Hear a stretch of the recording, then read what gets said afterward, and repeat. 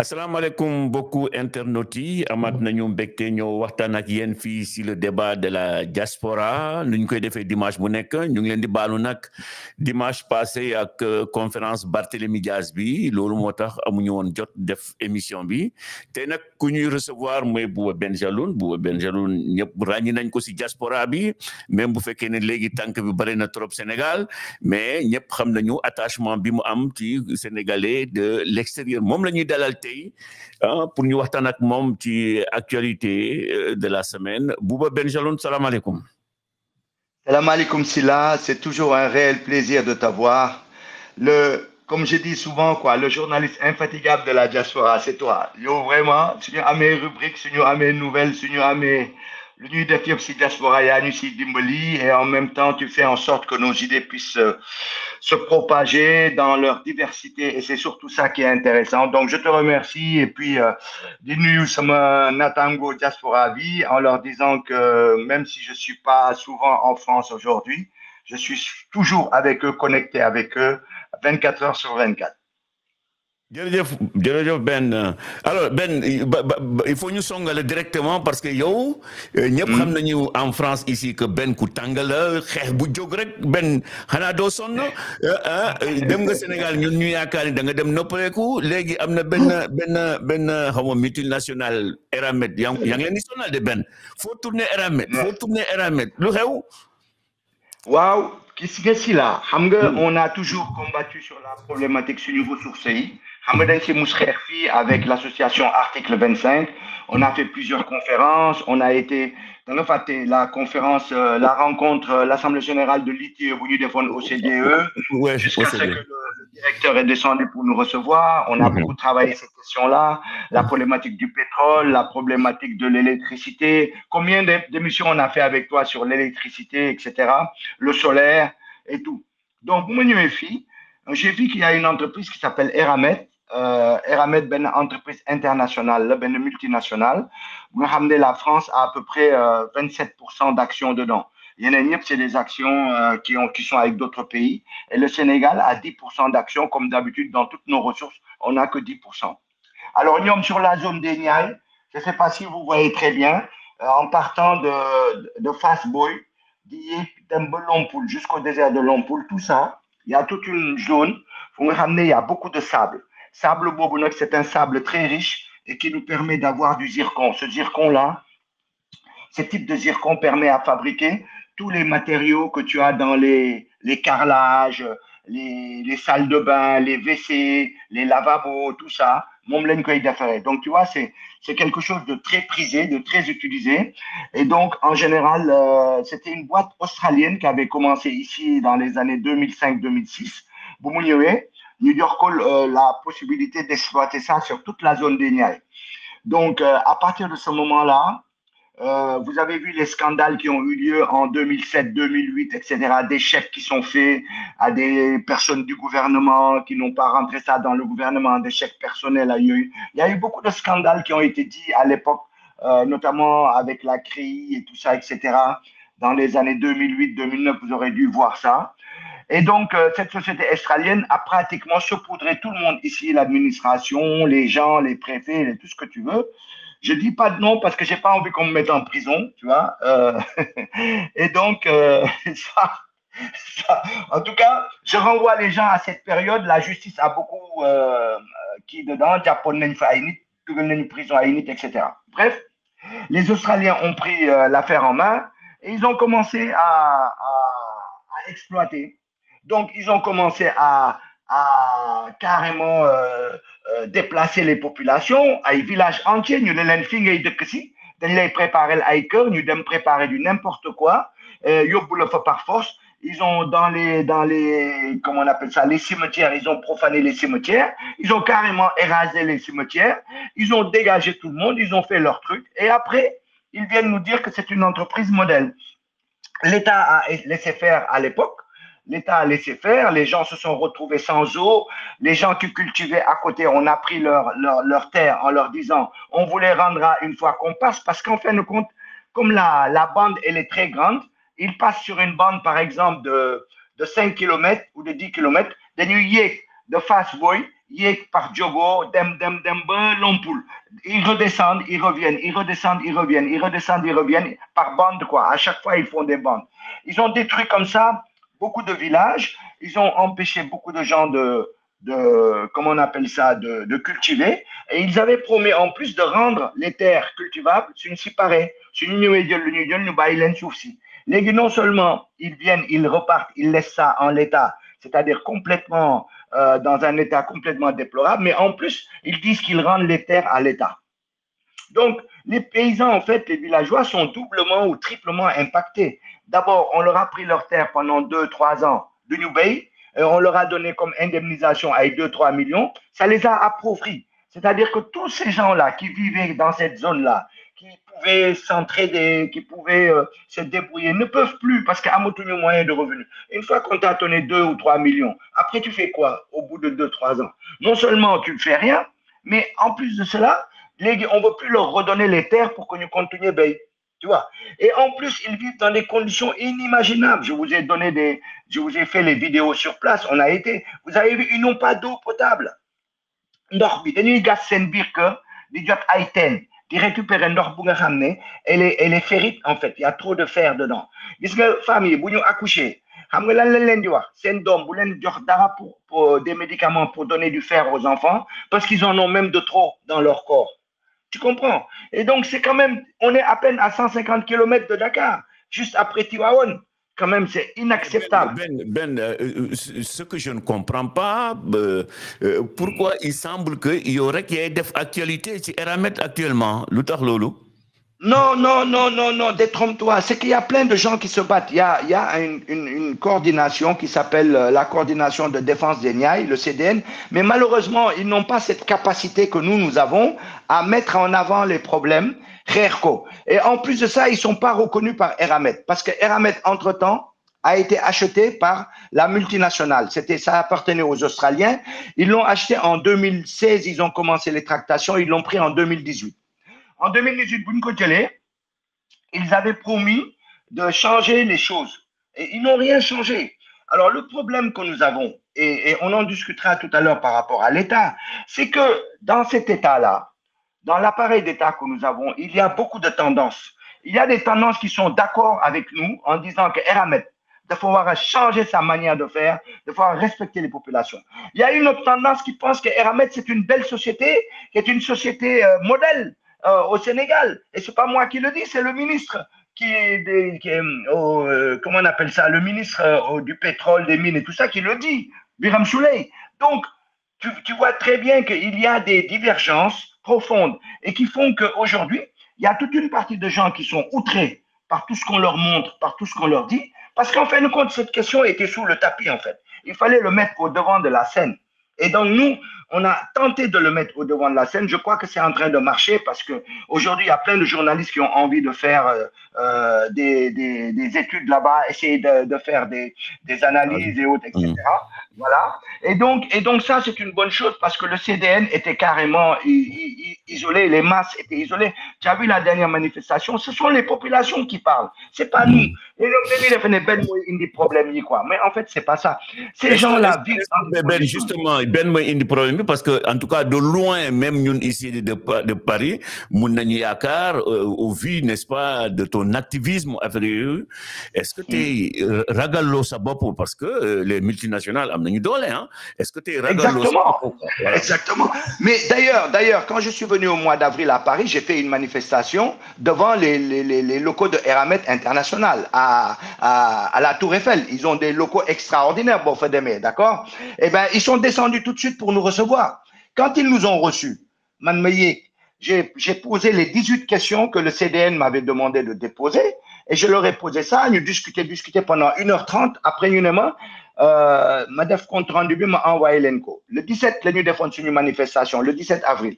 Le 19 avril, je leur ai envoyé le compte rendu. Ils ne m'ont jamais répondu.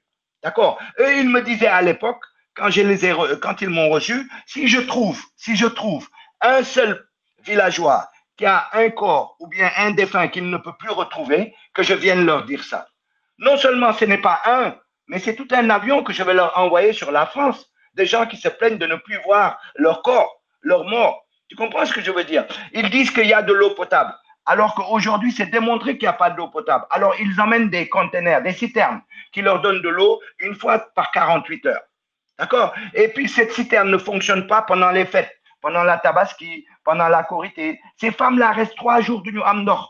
Femmes yi ñooñu koy wax ne ñoom mënatuñu vivre noonu. Dañuy toog 3 jours de ñu am ndox. Nit yi duñu am ndox. duñu am lu ñuy sangoo. Dañuy jël ndox bu bon boobu di ko utiliser quand même pour manger. Tu comprends? Et alors que juste à côté, ils ont créé un système paradisiaque parce qu'ils ont tué le désert de Lompoul. Le désert de Lompoul, c'est qu'il y avait des dunes, il y a plein de choses, et il y avait 6 ou 7 structures qui étaient là-bas pour, comment on appelle ça, pour venir vivre un peu là-bas, etc. Le tourisme, cette structure de tourisme qui te permettait d'aller découvrir les dunes et tout ça, Mounanganelo en pleine lune et tout ça, dans des tentes et tout ça. Ils ont tout détruit et ils en ont gardé qu'un seul et ils ont construit une espèce de piscine artificielle Sibir.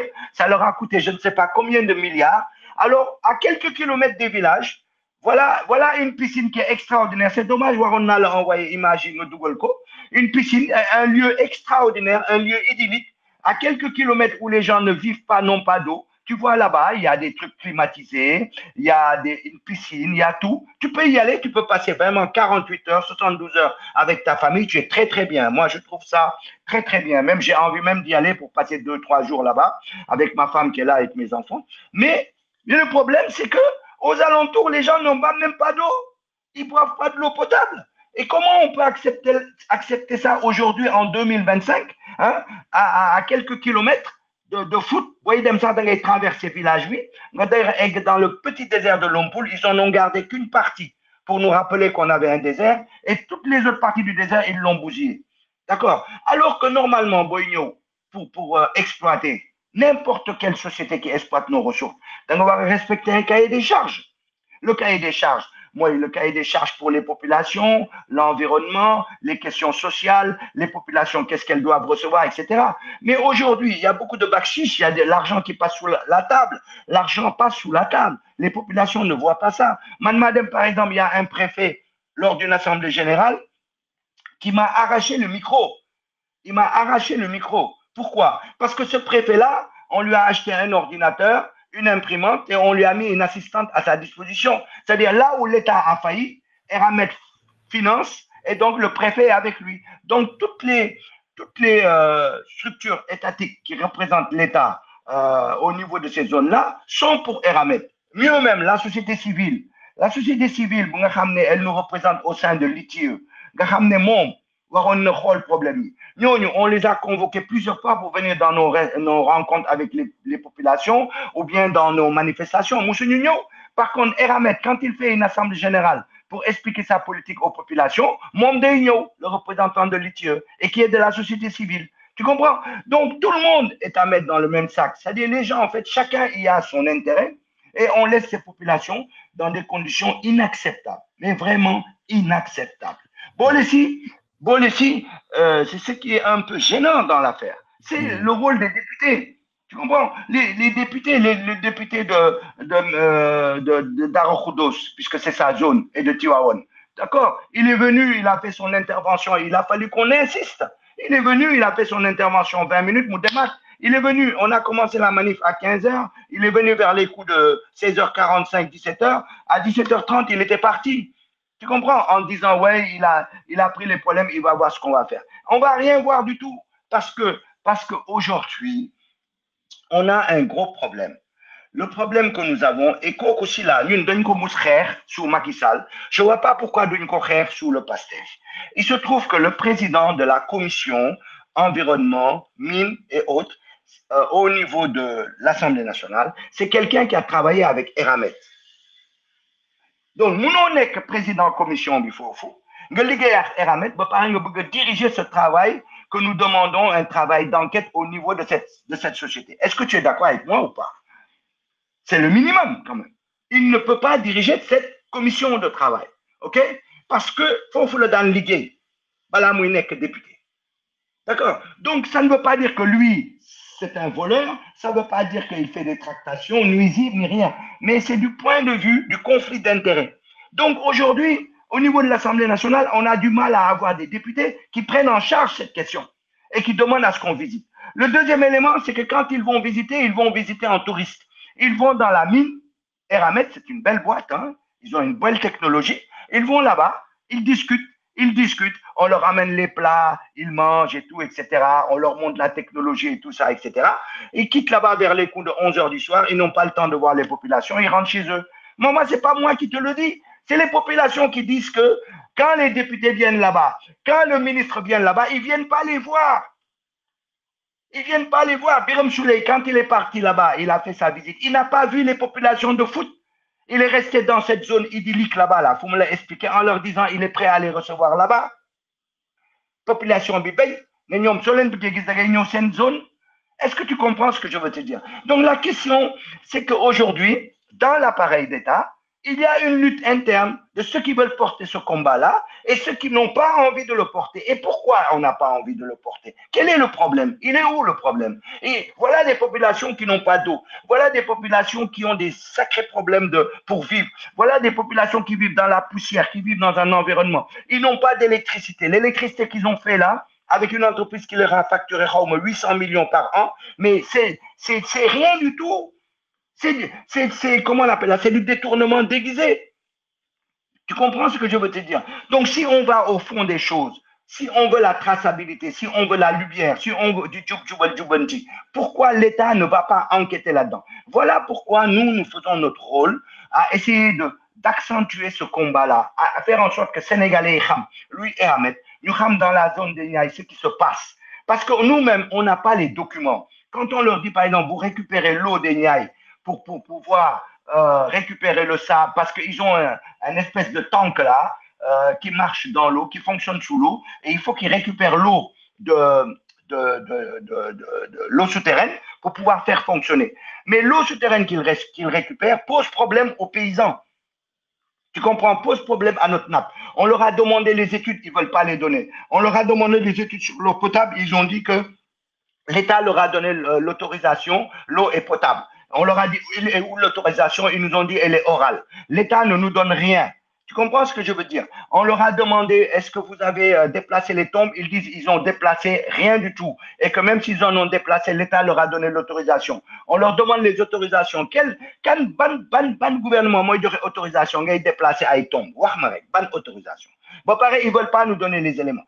Et ben légui, ça n'avance pas. C'est-à-dire qu'on a l'impression qu'on parle dans le vide. Mais en fait, il faut continuer ce combat-là. Il faut aider ces populations. Il faut aider le Comité national de défense des Niayes jusqu'à ce que l'État prenne ça en charge. Qu'on nous dise qu'on a tort, on est prêt. Qu'on nous dise qu'on n'a pas tort, on n'a qu'à solutionner les problèmes des paysans, des villageois là-bas. C'est pas normal à quelques 200 km de Dakar que des gens vivent dans des conditions pareilles. C'est ça le véritable problème que nous avons. Et comme tu dis, Eramet, c'est une structure qui fonctionne depuis 2006 dans cette zone. Et pourtant, beaucoup de Sénégalais ne le connaissent pas. Et là, depuis quelques mois, les gens commencent à le connaître. Et c'est pour ça que notre travail, il faut le continuer jusqu'à ce que le gouvernement accepte de travailler. C'est pas travailler avec Ben. Moi, c'est pas moi qui veux discuter de ça. Il y a des gens qui connaissent mieux le problème que moi. Les populations connaissent mieux leurs problèmes que moi. Je demande simplement à ce que Eramet accepte de se mettre autour d'une table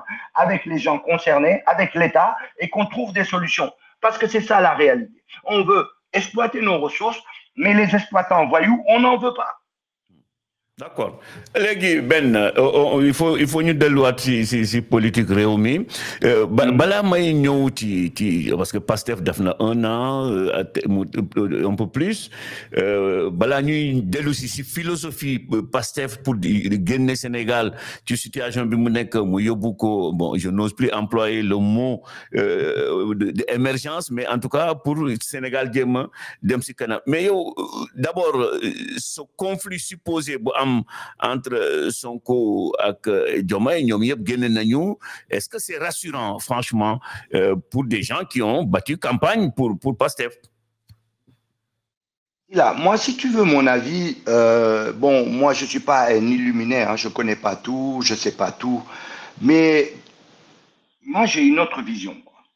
Moi, je pense que vouloir réduire le problème que nous avons aujourd'hui à la tête de notre pays avec nos gouvernants, que sur la question possible, probable ou peu probable de distension entre le président de la République et le Premier ministre, je pense que Warnaham, mais ce n'est pas le vrai problème.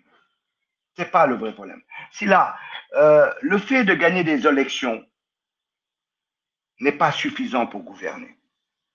Ce n'est pas parce qu'on a gagné des élections qu'on va gouverner facilement. On a un appareil d'État qui est là depuis les années 60, qui a été formalisé dans une certaine démarche, etc., etc.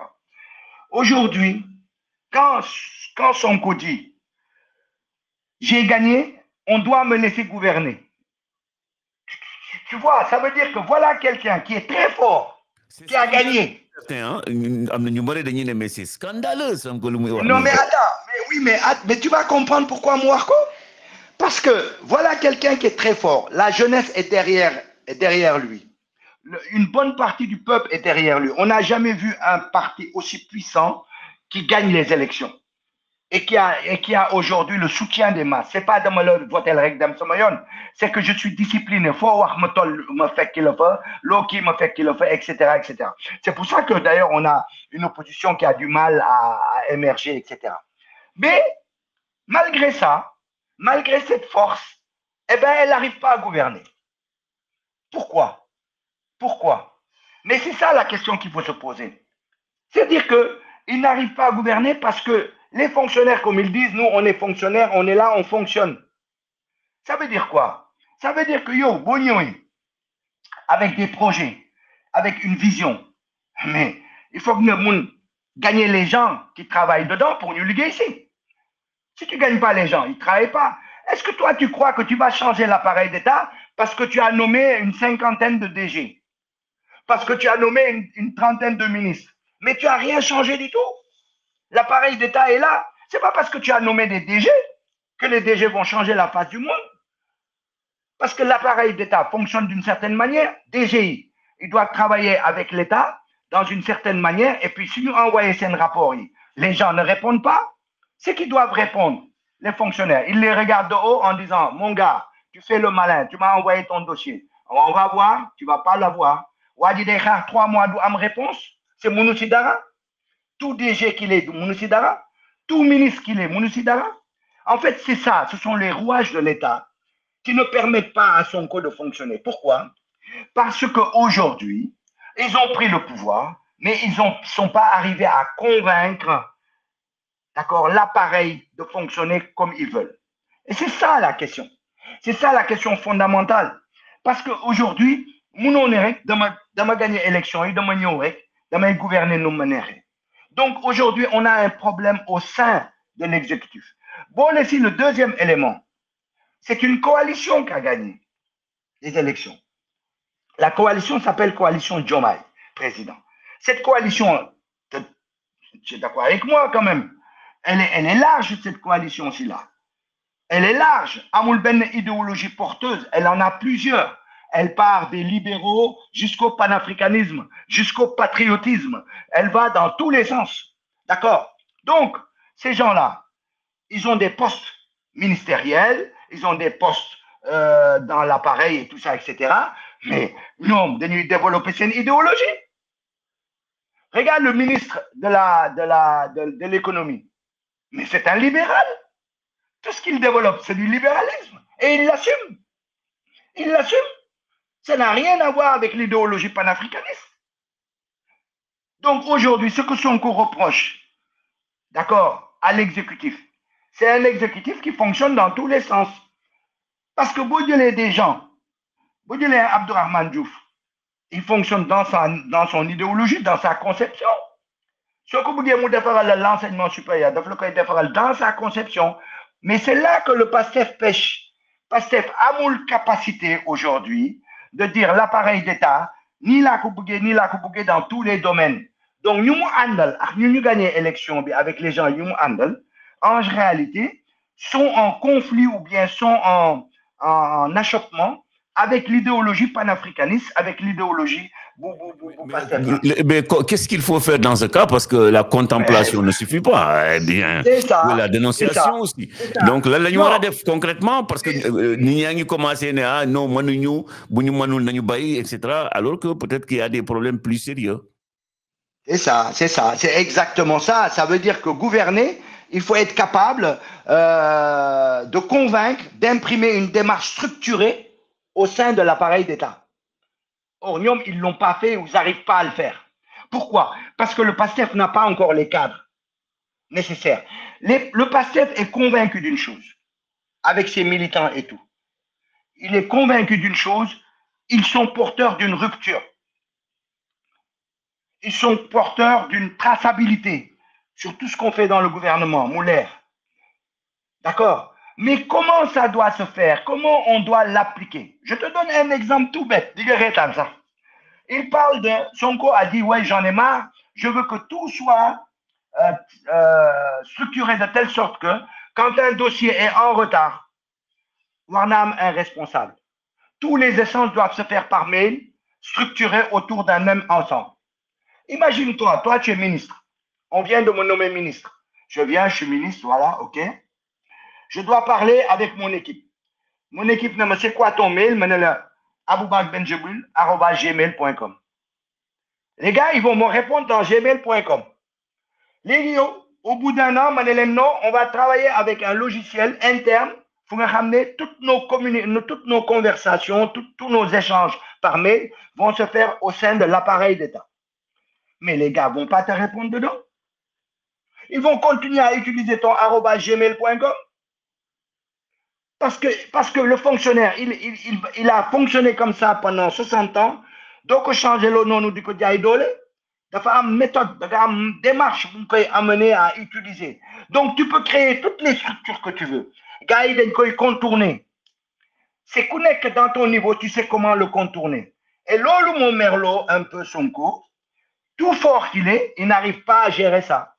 Ça veut dire que tous les fonctionnaires, dans leur niveau, ils ont les capacités de nuisance qui font que nous détourner l'oulener, ça nous numériser l'oulener. Je te donne un autre exemple. Tu as un projet. Projet Bunyoné, par exemple, on doit le faire dans tel lieu. Au lieu bobo, ça ne t'intéresse pas parce que tu as un ami qui a un autre lieu qui est plus valable pour lui et il faut fournir mon Ameda. Mais tu vas bloquer le projet. Alors que le projet est financé. Il a un financement qui est là et tout, mais tu vas le bloquer en faisant des rapports à la direction, aux ministres et autres, qui ne peuvent rien faire. Parce que quand ils reçoivent les textes, quand ils reçoivent les rapports, c'est tellement flou qu'ils ne peuvent pas avancer. Alors que Baudemé Sissouf, le truc est très bien fait, il est prêt. Mais celui qui en est responsable, ou bien la structure qui en est responsable, ou bien le démembrement qui en est responsable, mais te mène en bateau. Est-ce que tu comprends ce que je veux dire? Donc, ce n'est pas parce que tu as gagné le pouvoir que tu vas gouverner. Il faut savoir comment faire. Et ça, ils ne savent pas encore. Ils ne savent pas. C'est pour ça que je dis, si on veut réellement un changement dans ce pays-là et qu'on ne se retrouve pas, comme tu dis, avec une population qui se décourage et autres, etc., il faut que nous sachions comment le pouvoir, il faut que nous sachions comment ils veulent transformer l'appareil d'État. Il ne suffit pas de dire je veux une rupture, il ne suffit pas de dire je vais travailler avec telle personne-là qui montrait Wolu Moki, Wolu Naki, tak tak tak. Il ne suffit pas de dire ça. Il suffit concrètement de voir au sein de l'appareil d'État comment tu vas emmener les gens à travailler avec toi dans ton projet et à travailler avec les instruments que tu mets en place. C'est ça le pari que ne réussit pas aujourd'hui. Alors, tu vois, quand je te dis ça, on est très loin du problème qui peut exister entre Sonko et Diomaye. Parce que le véritable problème, il est là. Tu comprends? Et Diomaye, il travaille avec des gens de sa mouvance électorale. Et c'est normal. Mais ces gens-là, ils ont une idéologie. En venant, ils n'ont pas dit à Diomaye, écoute, nous, on travaille comme tu vas nous demander de travailler. Hein. Ils ont une vision, hein. Ils ont une pratique politique, ils ont une expérience politique. Tu comprends? Et beaucoup de gens dans l'appareil d'État ont plus d'expérience politique que les militants du PASTEF. Tu prends par exemple, toi tu les connais bien, on va sourire un peu. Tu prends par exemple les gens de la diaspora. à qui on a donné des postes. Bon, le ñu xam si dëkk bi. Lan la ñu xam si dëkk bi. Tu les connais, on ne va pas donner de nom. Tous les DG qu'on a nommés, tu les connais. Tout à fait. Est-ce que tu les crois capables, au travers de l'Oumele expliqué, pouvoir développer une politique qui ne mettent et qui ne mettent pour nous. Qui ne mettent parce qu'ils ne maîtrisent pas l'appareil, ils ne maîtrisent pas les gens, ils ne maîtrisent pas le vécu. Avec cette vision, non, à partir de maintenant, c'est centralisé. Gars, c'est exactement ce que le ministre de la Communication a fait. Il est venu en mettant son chapeau, il a dit aux gens, si vous ne vous inscrivez pas, vous n'existerez plus. Tu te souviens de ça? Plateforme. Ça a amené beaucoup de problèmes. Alors que le Moudon proposé, c'était intéressant. Mais dans la méthode et dans la manière, il s'est heurté à une manière de faire du milieu. Et qui lui ont dit, c'est pas comme ça que ça se passe ici, mon gars. Tu comprends? Et donc, mais oui, alors que s'il avait compris ça, sa politique, il aurait pu la mettre en place de façon beaucoup plus intelligente et ça serait passé sans heurts. Est-ce que tu comprends? Ou en tout cas avec le minimum. Voilà ce que je voulais te dire. Mais Ben, revenons un peu sur la philosophie de Pastef, parce que de femmes l'union Pastef Gomlo, mais on se rend compte que à la réalité du pouvoir que les choses ne sont pas si simples. Est-ce que Sénégalais comprennent nañu bu baax seen philosophie, ou bien est-ce que waa Pastef ça ñuy top Ousmane Sonko ñu bëri comprendre nañu en réalité ce que Sonko veut? Le PASTEF veut aujourd'hui une politique souverainiste. C'est clair, on l'a compris d'eux. Moi, une politique souverainiste, moi, ils veulent récupérer l'économie du Sénégal, ils veulent récupérer tous les leviers, nous diriger. C'est en ce sens que nous mettons Dara, c'est l'eau. Ils ont une vision, ils veulent transformer l'État, les leviers de l'État au plan économique dans le cadre d'une souveraineté. Donc c'est clair, net et possible. C'est pourquoi ils vont se confronter à tout, à chaque moment. Le dernier problème avec l'ONU. Est-ce qu'on leur donne les bâtiments sans loyer ni rien? Ils disent niet. Tu comprends? Ils disent niet parce qu'ils veulent récupérer les leviers, ils veulent gérer et ils veulent le gérer dans le cadre d'une traçabilité. C'est clair, c'est net et précis. Ils ne veulent plus aussi des pratiques des anciennes colonies, c'est fini. Ils ont terminé avec ça. Tu as vu le président de l'Assemblée nationale quand il a été là-bas avec Macron et tout, etc. Tu as vu le tollé que ça fait au Sénégal. C'est fini. Alors que quand au fond, c'est rien du tout. Madame, en France, de rencontrer le président de la République française, ça ne veut pas dire que tu t'es vendu. Mais l'image est tellement forte qu'ils n'en veulent plus. Donc, en tout cas, voilà leur vision. Maintenant, l'ol boko amé, amga ben approche très forte de transformation, mais non quoi il fait si bien. Lolo amunyuko. Et c'est ça leur gros problème. Regarde le dernier secrétaire général au niveau du gouvernement qu'ils ont mis en place. D'accord? Donc, Boumounioé, il est en train de travailler sur toutes ces questions. Mais c'est quelqu'un, Boubacar Camara, c'est quelqu'un qui a vécu dans les appareils d'État. Il a une idée, il a une vision.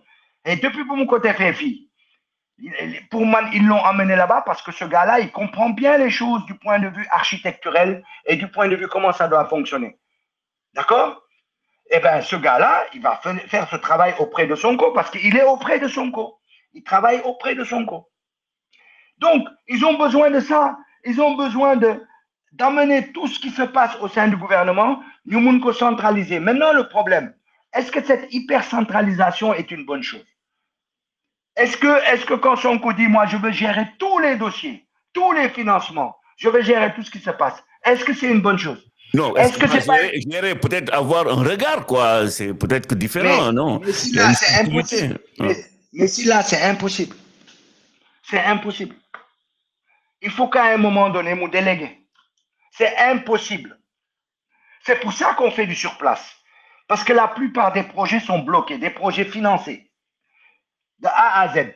Mais tant que étudier Unyuko, tant que Gisutiki, Doudem. Bon, maintenant, il y a des avantages et inconvénients comme dans toute chose.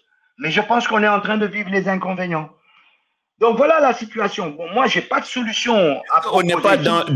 dans une démarche pédagogique, parce que on sait Sénégal, un projet de femmes nous comme ça.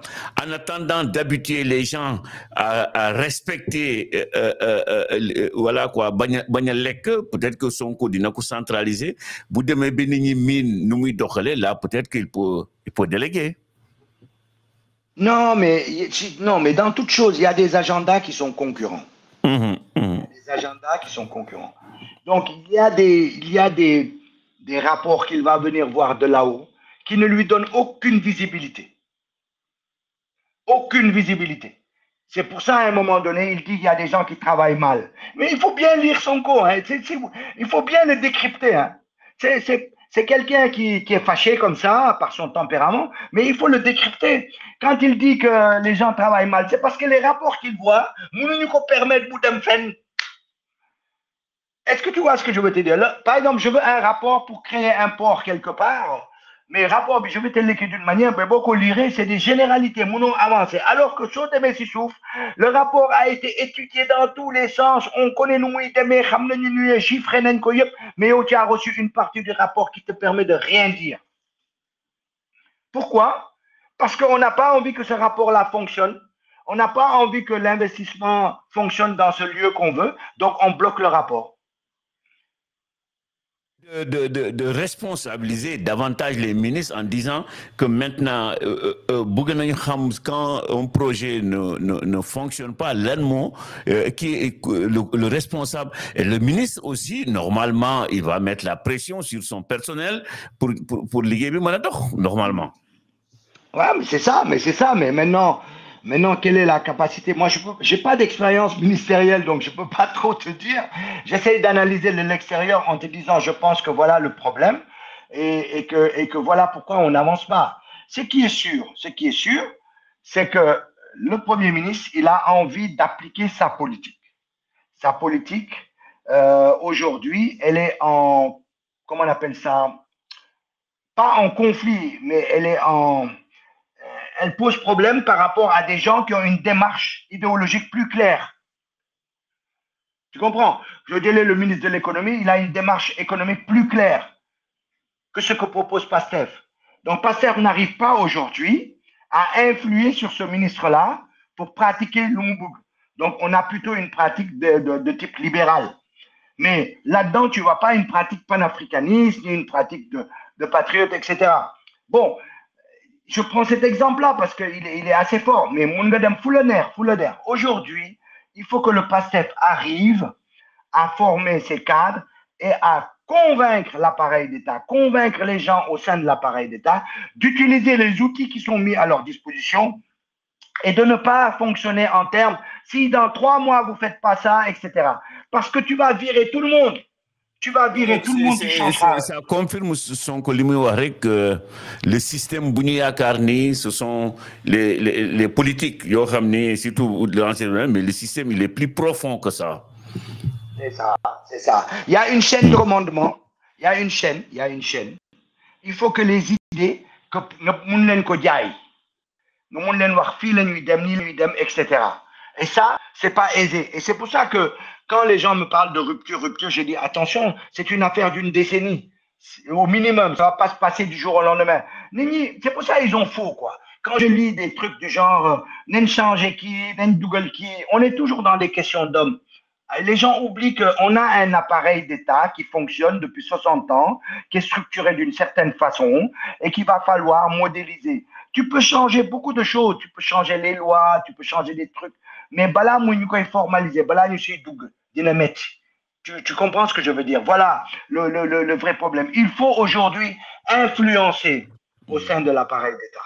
Sinon, tu te retrouves avec effectivement des gens qui prennent le pouvoir, qui sont majoritaires, même avec une large majorité, mais qui n'arrivent pas à gouverner parce que l'appareil d'État ne fonctionne pas ou bien n'est pas à leur disposition. Nous dañuy défendre, pour gagner l'élection, l'appareil d'État est à ma disposition. Dans les faits, c'est comme ça que ça devrait se passer. Mais ça ne se passe pas comme ça. Ben mënuñu waxtaan ak yow te duñu wax si immigration yow yàgg nañu def ay sujet ci loolu mais li nga mës a défendre mooy que Sénégal amuñu une véritable politique une vision claire maanaam ci gestion des Sénégalais de l'extérieur. Est-ce que yow un an après ce gouvernement yaakaar nga ni y a une évolution dans le sens yow bi nga bëgg affaire yi am. Sila, moi, j'ai toujours eu une idée avec beaucoup de gens dans la diaspora. Hein, c'est pas mon idée, hein, c'est une idée qui est partie depuis les années 98, qu'on a beaucoup dépoussiéré, développé au sein des assises nationales et qu'on a continué à travailler, etc. C'est la problématique d'avoir une politique migratoire. Et on a tout de suite compris qu'une politique migratoire, tu ne l'avais pas simplement par un gouvernement qui déterminait les grandes lignes et puis voilà, ni l'en fait quoi. Il fallait aujourd'hui que l'immigration d'Ougosibir durait son avis et que nous effectivement mettre en place cette politique avec les Sénégalais de l'extérieur, en partant d'eux, etc., nous mettre en place et qu'on voit comment on peut le diriger du pays. Et que cette politique même devrait s'ouvrir pour pouvoir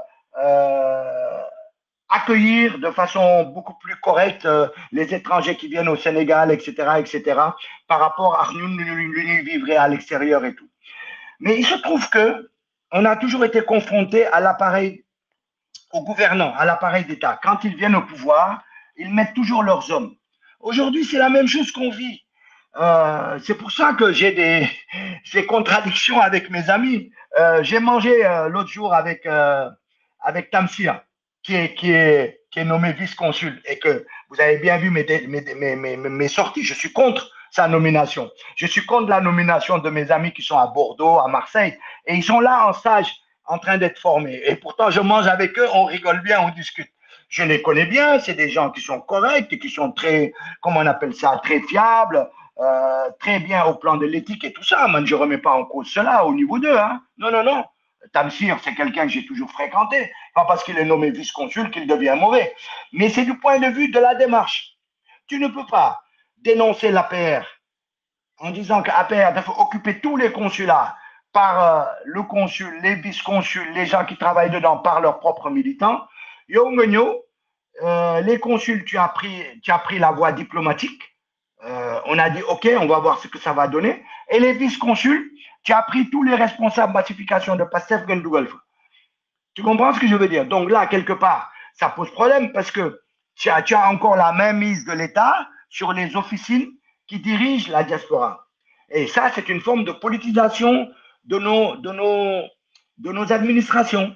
Et c'est ce que je te disais tantôt tout à l'heure. Au lieu d'avoir une politique de gagner les gens qui travaillent dans les officines consulaires, dans les gouvernements partout, en leur disant ni les Noirs ligués, voilà ma vision sur la diaspora, voilà mon truc, ni les Noirs ligués, etc.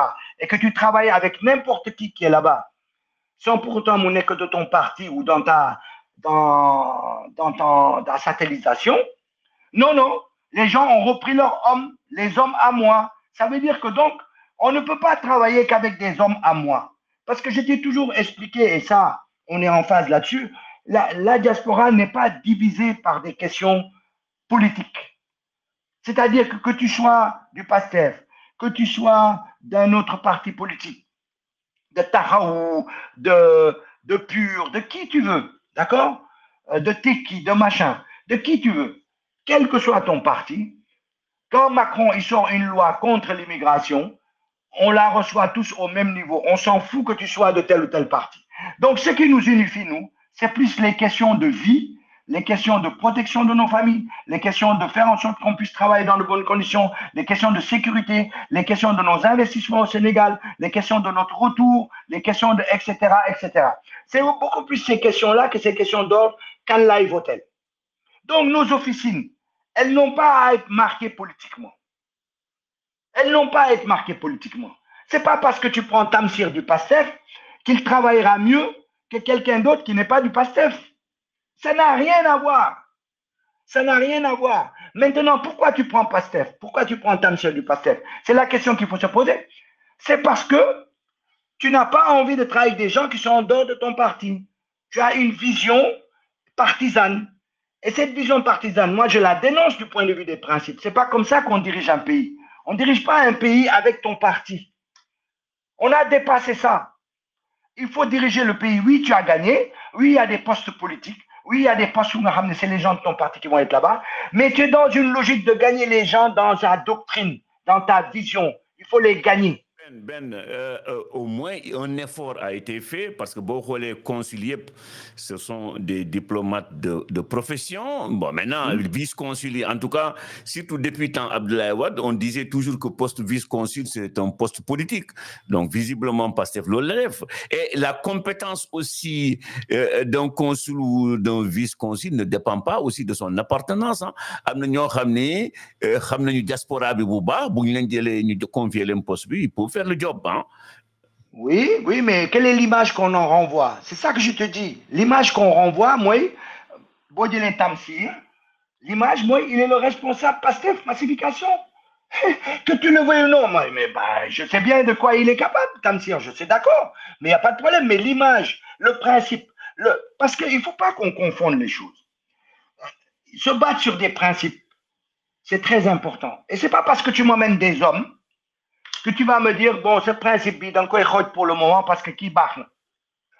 Tu comprends? Ce n'est pas parce que tu m'emmènes quelqu'un du PASTEF qui est valable que tu vas me dire mon principe. Non, mon principe, je veux le garder. S'ils avaient mixé un peu partout, j'aurais compris. Mais ils ont mis cette politique à fond la caisse. Et puis que tu me dises les consuls qui sont des diplomates de métier, mais ils sont sous la coupole de l'exécutif. C'est qui l'exécutif? C'est qui l'exécutif? C'est ce que Sonko réclame. Sonko dit, moi, je veux diriger. C'est mon parti qui dirige le gouvernement. Le noir, non. Hein? Donc, il va diriger le consul qui est sous sa coupe. Tu comprends ce que je veux dire? Donc c'est ça la situation. C'est-à-dire que tu ne peux pas avoir combattu ce principe. Dans ce cas, il ne fallait pas le combattre avec nous. Il fallait dire, les gars, écoutez, nous, nous au pouvoir, on met nos gars. Nous, on sait ce qu'il en est. Beaucoup de faits, soit de le accepter, soit de le continuer. De toute façon, tu l'as dit, mais on est contre toi. Mais toi, tu as défendu des thèses avec nous. Il faut que les politiques sachent, quand ils viennent au pouvoir, il faut qu'ils appliquent ce qu'ils disent. Il faut qu'ils appliquent ce qu'ils ont dit avant de venir au pouvoir. Mais mon au pouvoir, la réalité du pouvoir m'amène à faire ça. Donc, expliquer et imposer qu'on est dit. C'est que beaucoup de femmes, il est jaloux de sa mère parce que Dieu l'unico, voilà. C'est des courts-circuits qui ne fonctionnent pas. Ça fonctionne dans les petites têtes. D'accord? Mais il faut savoir assumer. Le deuxième point que je veux te dire, c'est que moi, je suis convaincu que ce gouvernement-là ne va pas appliquer ce qu'on dit. Par exemple, l'histoire du Haut Conseil permet effectivement aux Sénégalais de l'extérieur puissent être autour d'une table au niveau de chaque pays, au niveau de chaque consulat, pour préparer la politique. Nous descendons au pays, qu'on ait un Haut Conseil à l'image des Maliens qui permettent de développer une politique migratoire, aussi bien pour les retours que pour les gens qui sont dans les pays, etc. On ne l'aura pas. On ne l'aura pas parce qu'ils veulent maîtriser tout. Ils veulent maîtriser tout. Et comme dans la diaspora, ils n'ont pas un point de vue très éclairé, à mon sens, très affiché, même de toi à moi, tu sais bien, on n'a jamais vu une politique migratoire définie par le PASTEF, nous l'expliquant de A à Z. Ils ont une vision parcellaire, par-ci, par-là, et en même temps, si tu as envie de travailler dans la diaspora, tout a été écrit, hein. Il suffit de pratiquer. Mais cette pratique, à savoir mettre en place un haut conseil où les Sénégalais, quelle que soit leur appartenance politique, sont réunis pour travailler sur des questions de nos migrations, des questions de nos présences dans les pays d'accueil, etc., et qu'on puisse trouver des solutions, cette question n'est pas prête de venir sur la table avec eux. Ils vont appliquer comment ils pensent les choses. Et je pense que cette fameuse réunion qu'ils vont faire au mois de décembre, et la preuve, ils ont commencé à y travailler. Ils y travaillent avec leurs personnes ressources. Leurs personnes ressources, ce n'est pas moi, ce n'est pas Momouloudem, ce n'est pas patati patata, des gens qui connaissent quand même un peu, quelles que soient leurs origines politiques. Non, ce sont les gens du PASTEF. Ils vont travailler avec les gens du PASTEF avec ce qui existe, avec ce qui est dit, avec ce qui est écrit, avec tous les dossiers, parce que bon, il y a plein de dossiers sur l'immigration, c'est pas aujourd'hui, hein, il y a plein de dossiers qu'ils vont trouver. Ils vont essayer de travailler dedans, de créer une vision là-dedans et l'appliquer. Mais ils ne vont pas s'ouvrir. Parce que je pense que le PASTEF est aujourd'hui un parti qui est au pouvoir et qui ne va pas s'ouvrir, qui va appliquer le Mouhalat. Et le Mouhalat, c'est basé sur deux choses. Une rupture, la souveraineté. Une rupture, la souveraineté. Et comme Nyom, ils pensent que la rupture, ce n'est que, ils pensent que la souveraineté, que n'est que, ils vont utiliser, peut-être qu'il y a des parties de ce que je dis, ça les intéresse, ils vont le prendre, mais ils vont le faire entre eux. Ils vont le faire entre eux. Bien, Ben, mais moi, j'ai une crainte, souvent de me répéter sans invité, parce que d'expérience de ma seetlu régime fi jàlloon yëpp comme ça, en tout cas dans la diaspora, bu président ñëwee wala benn autorité ñëw, mais ce sont les gens de son parti rek les intéressés, ça n'intéresse pas les autres. Alors que ce gouvernement-là, ñoom dañu miser trop sur la diaspora pour nous contribuer au financement de l'économie endogène. Comment faire en sorte que, voilà, des Sénégalais yoo xam ni le gouvernement bi def intéressé wu leen, comment les convaincre quand même à contribuer, quoi. Moi, c'est ma crainte, quoi. Est-ce qu'aujourd'hui, war ñu changer le rôle des consuls et des vice-consuls war na mën a am importance trop pour ñu mën a won Sénégalais de la diaspora que par exemple au consulat, que tu sois de PASTEF ou de l'APR ou de PDS, ñëpp a ci yem, que bu amee financement, parce que gis nañ fi avec l'APR comment dirais-je, le FES bu ñëwee, mais ce sont seulement les militants de l'APR ñoo koy am.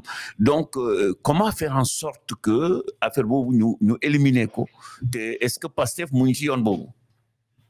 Non, mais non, PASTEF nekkul ci yoon boobu. PASTEF nekkul ci yoon boobu parce que PASTEF aujourd'hui n'est pas ouvert. Et pourtant, j'arrête pas de leur dire, vous avez tort de fonctionner comme ça, parce que vous n'avez pas plus combattu que nous le régime de Macky Sall. On n'a pas besoin d'être dans un parti politique pour combattre Macky Sall. Macky Sall, on l'a combattu à tous les niveaux, etc., etc., etc. Je ne vais pas reprendre l'histoire. Donc, moi, ils peuvent faire ce qu'ils veulent, leur cinéma, là, je m'en fous. Gënuñu ma xeex, tu vois. Donc, d'une part, ma légitimité, je la porte là-bas. Deuxièmement, ma légitimité, je la porte sur un combat, dans la constance dans le combat. Ce combat, je l'ai toujours mené depuis les années 2000 à maintenant. OK? Et quand je me levais le matin pour aller dans des provinces, pour discuter sur des questions migratoires et autres, etc., ou bien pour aller dans les foyers, j'y allais pas parce que mon parti politique m'a dit de faire ça, ou bien qu'est-ce que j'allais gagner. J'y allais par conviction, etc. Donc, aujourd'hui, c'est ce que je reproche à ce gouvernement. C'est pas 56% de militants du PASTEF qui ont gagné le pouvoir. C'est pas 44% de mauvais qui sont de l'autre côté. Il faut qu'ils reviennent à la réalité. Ces 56% sont composés en majorité de gens qui ne sont pas dans le PASTEF, mais qui ont cru au combat qu'il fallait combattre Macky Sall, parce que ce n'est pas possible. On n'est que fait pour un troisième mandat, ce n'est pas possible avec tout ce qu'il a fait sur nos ressources, ce n'est pas possible comment il a foutu en l'air nos institutions, etc., etc. Donc, nous, en majorité, ils ne sont pas du PASTEF. Donc, ils ne peuvent pas parler de moi, mon parti, moi, dirigé. C'est pour ça que le parti État n'a pas sa raison d'être. Le deuxième élément, quand tu es au pouvoir, tu diriges tous les Sénégalais. Les 44% de gens qui n'ont pas voté ou bien qui n'ont pas voté pour toi, ce n'est pas des gens que tu vas mépriser. Ils comptent. C'est des Sénégalais comme tout le monde. Tu dois mener une politique d'ensemble. Donc, raison de plus pour dire, tu ne peux pas fonctionner en parti-État. Le troisième élément, c'est que Wapastefi aujourd'hui, ils n'ont pas de cadre dans ce domaine. Ils sont en train de travailler à fond, ils sont en train de fouiner tous les textes qui existent, tout ce qu'on a pu écrire. Et c'est bien, et c'est bien, et c'est bien de faire ça. Mais ils veulent pratiquer eux-mêmes. Alors que quel est le problème que de s'ouvrir? Bon Beko, tu permets à la politique de puissance avancer et tu vas en gagner, c'est toi qui vas gagner. Mais le fait de dire, man, ce sont les gens à moi. Par exemple, aujourd'hui, le Haut Conseil, si on continue comme ça, demain, ils vont convoquer tous les militants PASTEF de partout dans le monde, ils vont venir rentrer dans le Haut Conseil. Quelle est la différence avec ce que Watt voulait faire en 2011? Il n'y a aucune différence. Ce Haut Conseil, il n'a jamais été réussi. Depuis qu'on l'a mis en place en 1994. Depuis 1994 à ce jour, il a fonctionné jusqu'en 1999 sous Abdou Diouf, avec beaucoup de problèmes.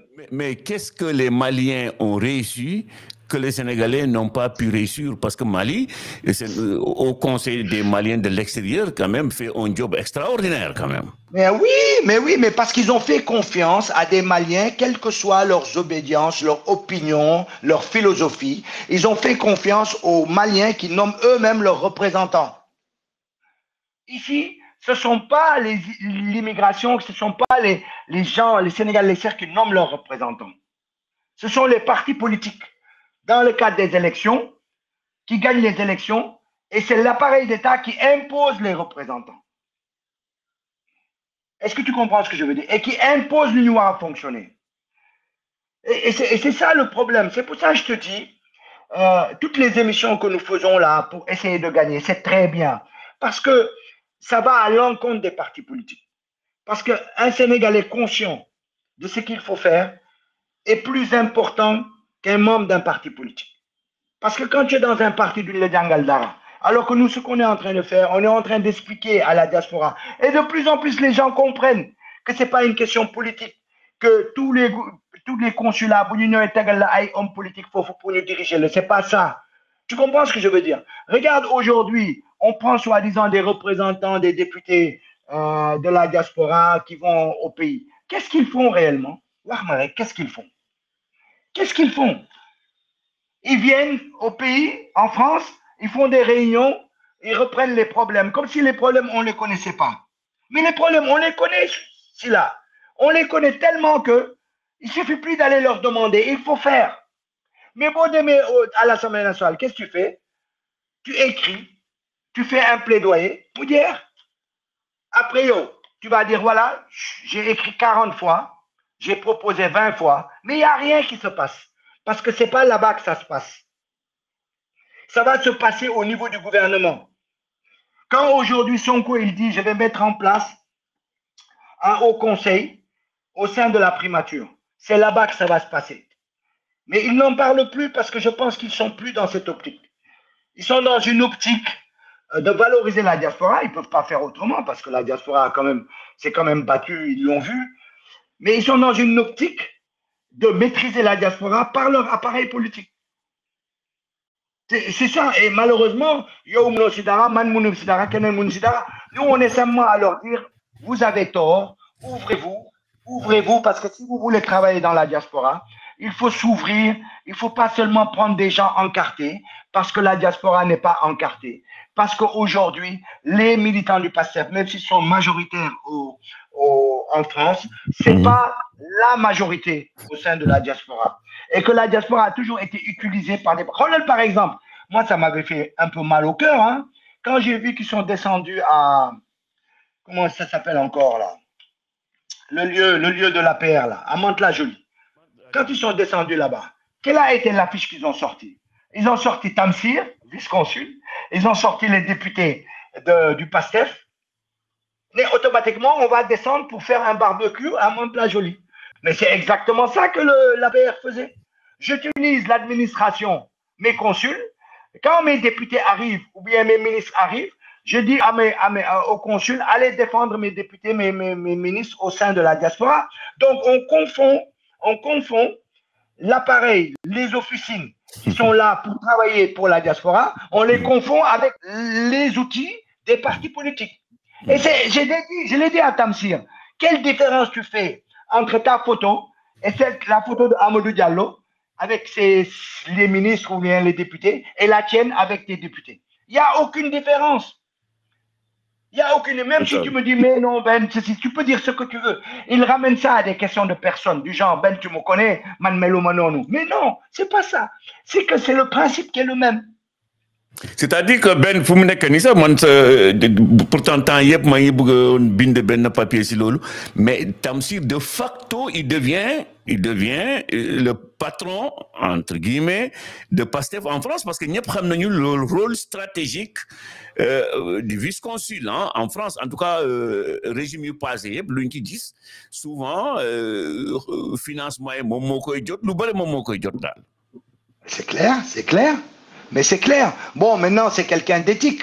Mais moi, je dis sur le plan du principe, c'est toujours pareil. C'est pour ça que je te dis, le début de cette discussion, le début de mon erreur, pour nous comprendre, il faut que nous comprenions l'orientation aujourd'hui du PASTEF. C'est une orientation, nous dirigée, nous gérée. Et ils sont confrontés à l'appareil d'État parce que les rouages de l'appareil d'État, tu ne les manipules pas comme tu veux. Maintenant, tu sais, un bon manager, je lis souvent qu'un bon manager, c'est pas celui qui vire 40 personnes pour dire les 40 personnes ne sont pas bons. Quelquefois, il faut virer le manager. Hein. C'est le manager que tu vires et tu vas voir, ça va se passer mieux parce que quelquefois, c'est peut-être le manager qui est mauvais. Et donc, c'est ça la question du PASTEF, c'est qu'ils n'ont pas compris que c'est pas parce que tu es dans le parti que tu es un bon manager. Mais bon. Ben, pour terminer l'émission, parce que mais il est normal aussi, comme Gaël ceux qui se sont battus pour ce projet, ceux qui ont confiance à ce projet, puissent diriger, parce que quand il se réfugie, n'est-ce pas, à un poste stratégique, mais il n'est pas convaincu par le projet, mais il y a un blocage, donc raison de plus qu'on les vire. Hein. En tout cas, un certain Trump, il publie directement que vous êtes viré. Donc, nous devons le Sénégal, mais il est normal, à mon avis, si quelqu'un qui n'est pas convaincu par le projet bloque des dossiers, il faut nous virer. Quoi. Ça, c'est normal. Mais, moi, je suis d'accord, mais ce que je veux te dire, tu risques de virer tout l'appareil d'État et ça ne changera rien. Parce que c'est des goulots d'étranglement. C'est des goulots d'étranglement. Et puis, c'est des gens qui comprennent. Il y a une menace, ils vont se ranger. Hein? Mais je te dis, c'est-à-dire que quand tu es dans ton bureau et que toi, tu sais comment emmerder ton patron, on n'a pas besoin de te l'apprendre. Tu vas l'emmerder, c'est du Mundara. Mais c'est une réalité. Tu vas l'emmerder, c'est du Mundara, parce qu'il y a des lois, il y a des ceci, il y a des cela. Donc, de le Mundara ou de le Mundki. Et donc, il faut que tu saches convaincre les gens. Après, il y a des postes politiques, je suis d'accord avec toi. Des postes politiques, tu les mets en place pour travailler. Mais il n'y a pas que ça. Il faut savoir travailler. Je te donne un exemple. Tu me dis, ils ont un programme, ok? Mais ils sont venus, ils ont signé le pacte citoyen de bonne gouvernance. On ne leur a pas mis le couteau sous la gorge. Le PASTEF est venu signer le pacte de bonne gouvernance. La coalition Diomaye est venue le signer dans les locaux de l'Harmattan avec sursaut citoyen, les assises nationales et tout ça. D'accord? Donc, Boutconu est signé. Aujourd'hui, ils sont au pouvoir, ils ne l'appliquent pas. Et pourtant, ils l'ont signé, ça fait partie de leur programme. Quand on dit que cette constitution néocoloniale, il faut la revoir, ils ont dit non, on ne touche pas à la constitution pour le moment, on va toucher aujourd'hui à la justice, au blocage dans la justice. On a dit ok, on est parti avec eux, on a travaillé avec eux. Mais aucune loi n'est votée. Ils sont en train de travailler, aucune loi n'est votée. Après, ils nous ont dit, oui, il y a des problèmes parce qu'on s'est rendu compte que aujourd'hui, les magistrats ne veulent pas que le président quitte le CSM, le Conseil supérieur de la magistrature. Mais c'est se foutre de la gueule du monde. Mais on le sait depuis longtemps que les magistrats veulent rester dans un entre-soi avec le président de la République. C'est pas nouveau. Mais tu as signé comme quoi, en sachant ça, bien avant ça, qu'il faut néanmoins ouvrir le Conseil supérieur, que ce soit un haut lieu pour ramener la population d'Etiouara-Augustin Bob, on doit avoir l'ordre des bâtonniers dedans, on doit avoir ceci, on doit avoir cela, etc. Mais c'est normal que les magistrats baignent parce qu'ils défendent leur corporation. Est-ce que tu comprends ce que je veux dire? Mais voilà, et ils s'y plaisent parce que quand j'ai eu combien de discussions très chaudes avec des gens du PASTEF lorsqu'ils ont fait le chamboulement au niveau des magistrats. Ils les ont transférés un peu partout au Sénégal. J'en ai rigolé un coup. J'ai dit, mais vous faites exactement comme Macky Sall, comme les autres. Vous n'avez rien changé. Ils me disent, non, il y a rupture. Une rupture. Je disais à chaque fois que la justice n'est pas indépendante.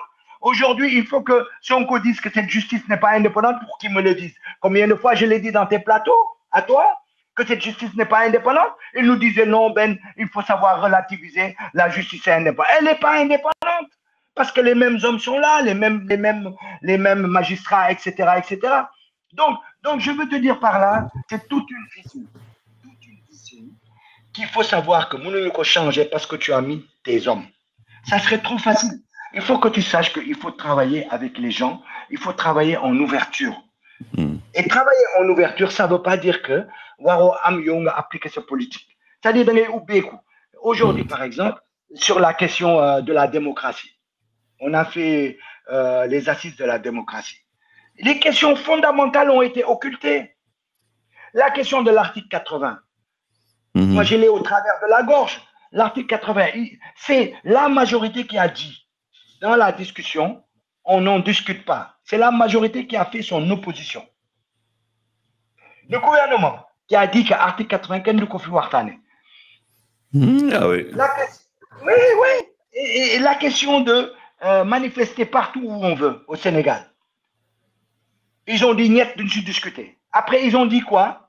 Il y a eu le représentant là, des marchands ambulants qui a dit que le fait de manifester en ville, ça ne l'arrange pas parce qu'ils sont obligés d'être gênés dans leur commerce. C'est des gens, ils utilisent nos trottoirs, ils utilisent nos rues. Ils ont utilisé ces arguments pour dire que ils ne veulent pas revenir sur le truc de l'autre là. Mais donc, tu vois ce que je veux te dire, c'est cette situation qui me tue. Laura Ougadou.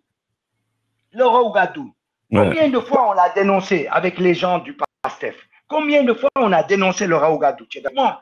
Mais on n'en a pas discuté, ils ne voulaient pas.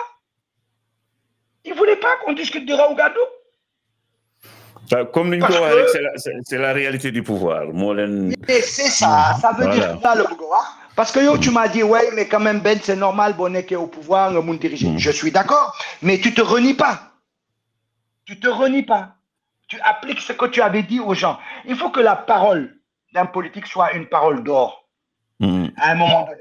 Moi, comme Man, par exemple, ça fait 40 ans, je me bats en disant que la diaspora, Mowara, aujourd'hui, nommer ses représentants, élire ses représentants.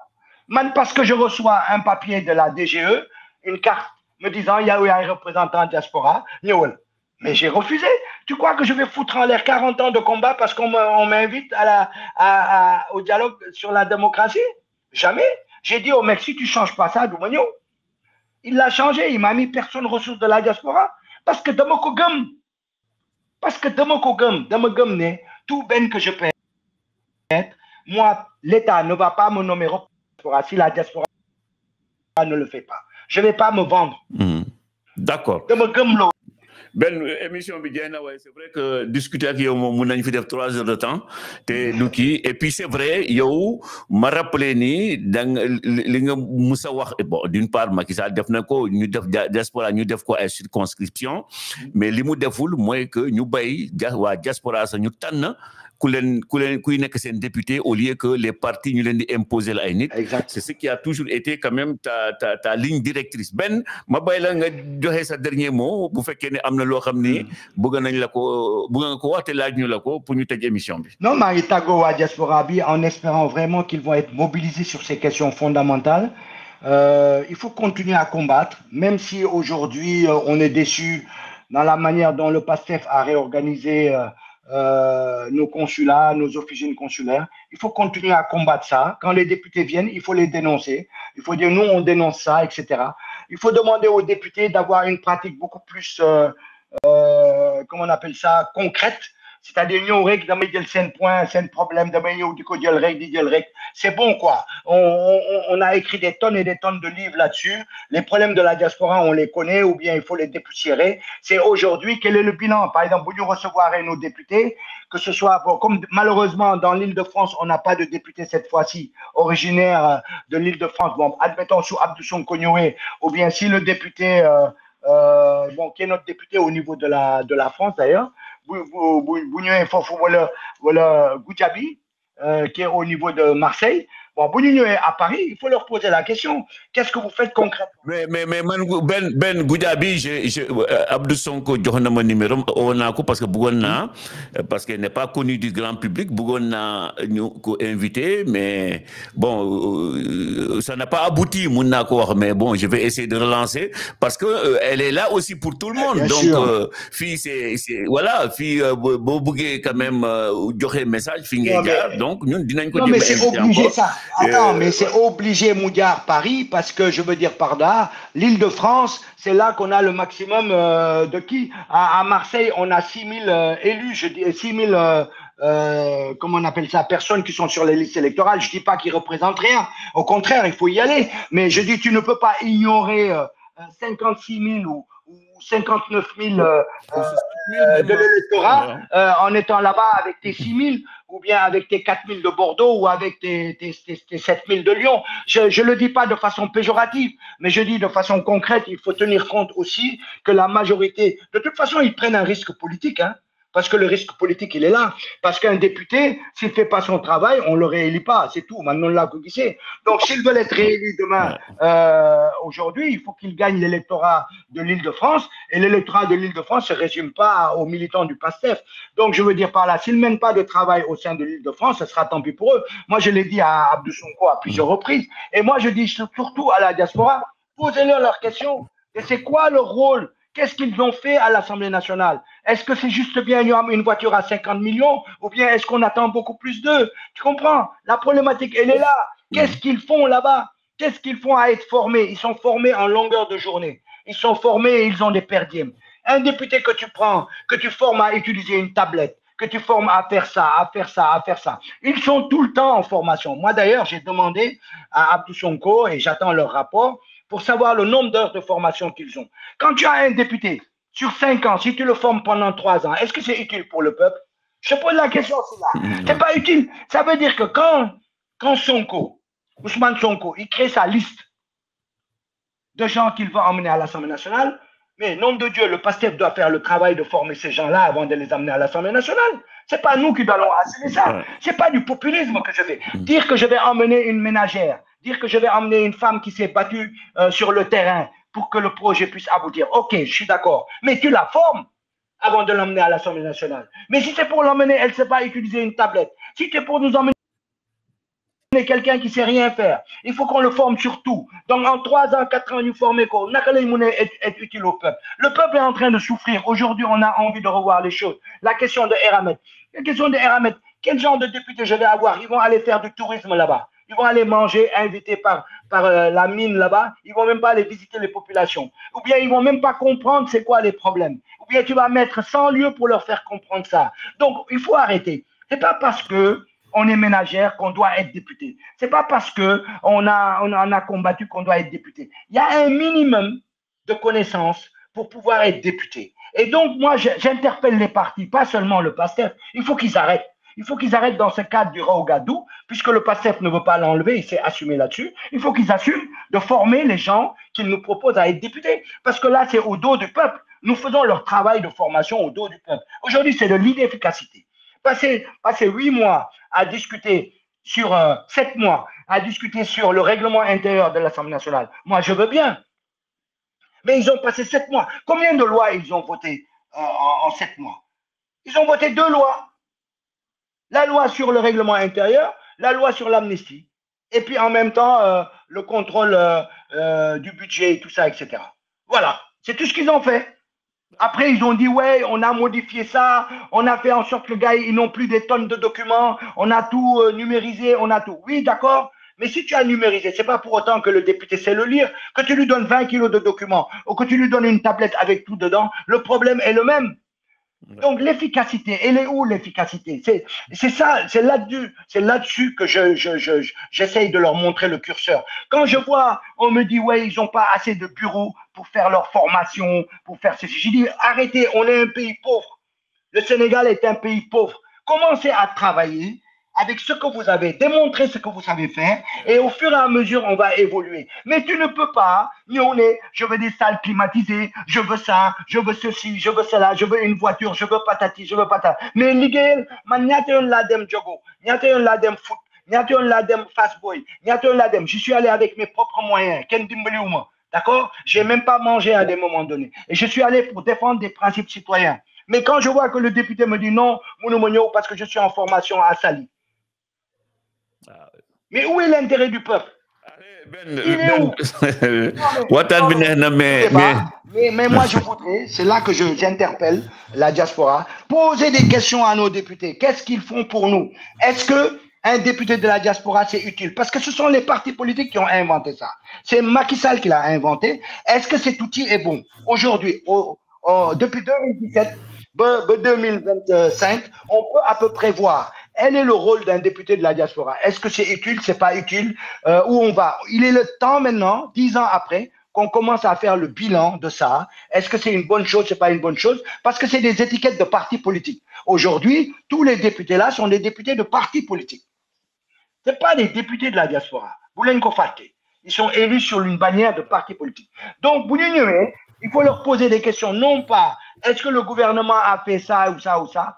C'est pas ça le problème. C'est qu'est-ce que vous faites pour nous autres de la diaspora.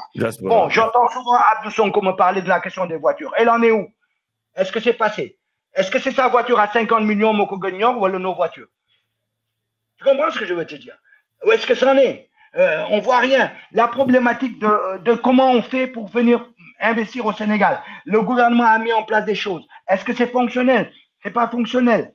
Quand on a des problèmes ici, comment on fait? Etc., etc. Toute la situation qu'on vit, les tracasseries qu'on vit dans les pays d'accueil, comment on fait? Où est-ce que ça a été fait? Bon, ils ont été à l'Assemblée nationale, ils ont discuté avec l'Assemblée nationale pour rapprocher effectivement les assemblées. C'est une bonne chose, mais qu'est-ce qu'on y gagne? Qu'est-ce que ça ouvre? Est-ce qu'ils préparent l'ouverture des négociations pour un pays comme la France, où il y a des accords État à État? Comment on va être mangé encore? Dans quelle sauce? Etc. D'accord? Donc, c'est ces députés qui viennent d'arriver là, qui pensent tout connaître là. D'accord? Mais nous sur le terrain, le député de la Belgique, il est où lui? Il est où? Franchement, alors, il faut arrêter. C'est des députés de partis politiques. D'accord? Et aujourd'hui, ils sont à l'Assemblée nationale, ils mènent leur travail de parti politique. Pour moi, voilà. Donc, c'est tout court des godillots. J'en termine là. Vraiment content nañu recevoir la voilà recevoir la di jox rendez-vous à nos followers, n'est-ce pas, la semaine prochaine inchallah bala ñu jël vacances.